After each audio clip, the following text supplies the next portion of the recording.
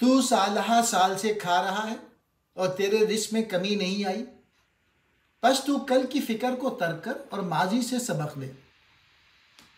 Risk की फिक्र। एक जंगली गाय सुबह सवेरे साफ सुथरा सब्ज घास खाने को निकल जाती। सरसब्ज और शादाब जजीरे में दिन भर मज़े मज़े से चरती। जब खूब पेट भर जाता और उसका जिस्म तवाना हो जाता तो फिर अपने ठिकाने पर वापस आ जाती। रात को वो इस फिक्र में मुब्तला हो जाती कि आज तो घास खा के आई हूँ, कल क्या करूँगी। सारी रात वो इसी गम में घुलती रहती कि खुदा मालूम अगले रोज़ घास खाने को मिले या ना मिले।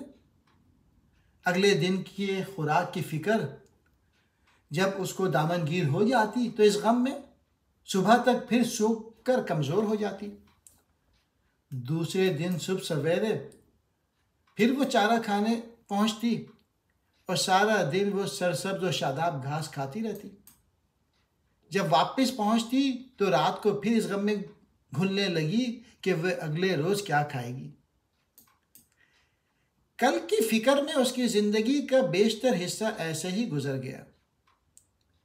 उसे ये समझ ना आई कि वो किसी दिन भी तो भूखी नहीं रही। वह इस फिक्र से अपना पीछा ना छुड़ा सकी और इस तरह अपने हाल को हमेशा मुस्तकबिल की फिक्र करके ख़राब और खस्ता हाल बनाती रही। मौलाना रूमी कहते हैं, गाय नुमा इस इंसान को भी ये बात समझ नहीं आती कि जब खालिक के कायनात हर रोज़ उसकी रोज़ी का सामान खुद मुहैया कर देता है तो फिर कल की फिक्र में घुलने की क्या ज़रूरत है।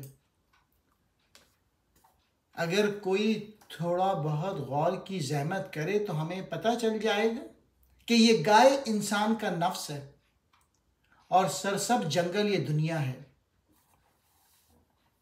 राज़िक अपनी मखलूक को हर रोज़ अपने वादे के मुताबिक रिज़्क़ ज़रूर अता करता है, लेकिन ये कम अकल, बदफितरत और हिर्स व हवस का मारा हुआ आदमी फिर इसी फिक्र में मुब्तला हो जाता है कि हाय कल क्या खाऊंगा।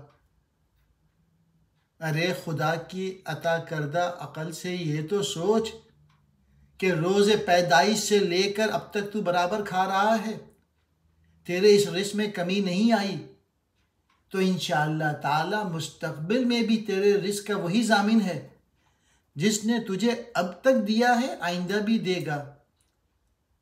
दर से हिकायत है, तू साल से खा रहा है और तेरे रिस्क में कमी नहीं आई।